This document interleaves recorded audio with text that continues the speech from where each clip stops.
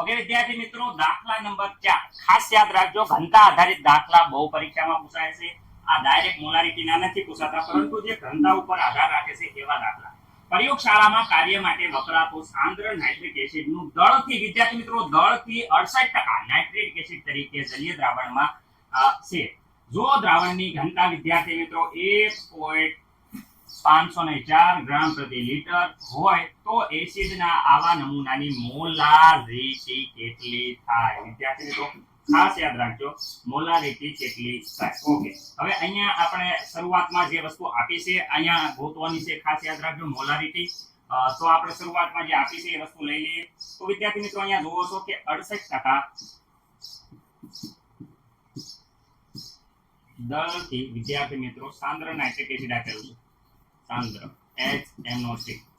Okay વિદ્યાર્થી મિત્રો, હવે આમાં જોઈ શકો 68% નો મતલબ શું થાય? 68% નો મતલબ એમ થાય કે 100 ગ્રામ દ્રાવણમાં 100 ગ્રામ દ્રાવણ હોય કે દ્રાવણમાં કેટલા વિદ્યાર્થી મિત્રો 68 ગ્રામ દ્રાવ્ય હોય. દ્રાવ્ય એટલે HNO3 હોય. આનો મતલબ જ એવો થાય કે ભાઈ અહીંયા 100 ગ્રામમાં 68 ગ્રામ દ્રાવ્ય હશે. ઓકે સર, એટલે એમને ખબર પડી ગઈ. વિદ્યાર્થી મિત્રો અહીંયા દ્રાવ્યનું વજન HNO3 નું વજન આવી ગયું, દ્રાવણનું વજન આવી ગયું. પણ વિદ્યાર્થી મિત્રો ખાસ યાદ રાખજો, આપણે જે ગોતવાનું છે એ તો મોલારિટી છે. મોલારિટીનો મતલબ થાય, ખાસ યાદ રાખજો, મોલ પ્રતિ લીટર. અને કે જે દ્રાવણ હશે વિદ્યાર્થી મિત્રો એ દ્રાવણનું આપણે કદ જોશે. પણ અહીંયા જો વજન આપ્યો છે દ્રાવણને 100 ગ્રામ દ્રાવણમાં વજન આપ્યો છે. રેડી? વજન અહીંયા લીટરમાં આવે નહીં, અહીંયા આપણે આ બદલાવ ઉપર છે લીટરમાં. ઓકે, તો વિદ્યાર્થી મિત્રો ઘનતાનો ઉપયોગ કરવાનો. ઘનતા જો આપેલી છે ઘનતા બરાબર આપણને આપી છે 1.504. જોઈ શકો છો 1.504 ગ્રામ. ઓકે, તો અહીંયા વિદ્યાર્થી મિત્રો હવે આપણે ઘનતાનું સૂત્ર મૂકી દઈએ દ્રાવણ માટે. તો દ્રાવણની ઘનતા જોઈ શકો છો, અહીંયા દ્રાવણની ઘનતા આપેલી છે. દ્રાવણની ઘનતા બરાબર જોઈ શકો છો, ઘનતા કોઈ પણની ઘનતા બરાબર દળ ભાગ્યા કદ. તો દળ તો 100 ગ્રામ આપ્યું છે, કદ આપણે ગોતવાનું છે. તો આપણે કદ સામેની સાઈડમાં લઈ જઈશું. તો અહીંયા વિદ્યાર્થી મિત્રો કદ આવશે અને આ ઘનતા છેદમાં આવી જાય છે.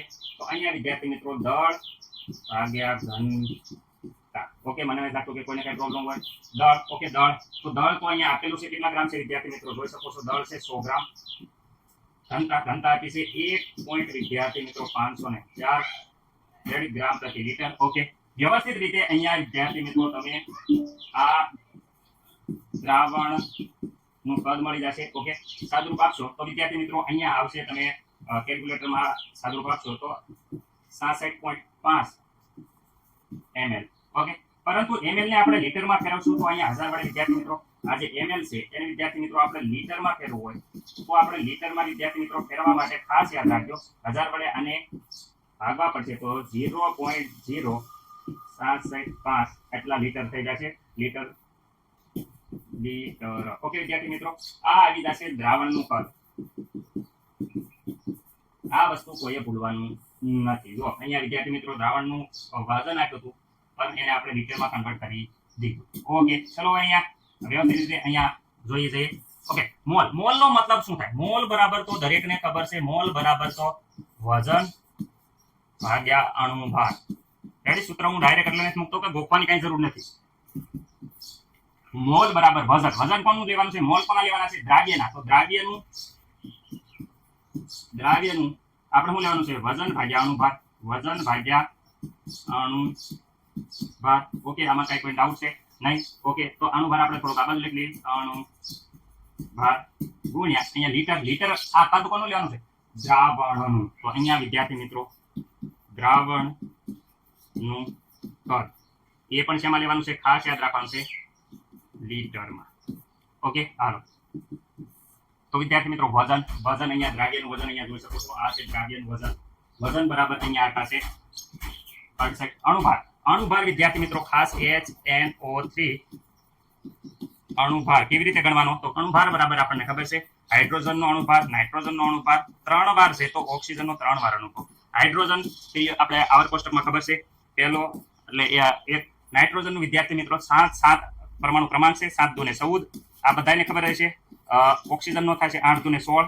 ઓકે, આ એનો અણુભાર છે, અણુભાર. ઓકે, કુલ ટોટલ તમે સાદુરૂપ આપશો તો વિદ્યાર્થી મિત્રો અહીંયા 63 આવશે.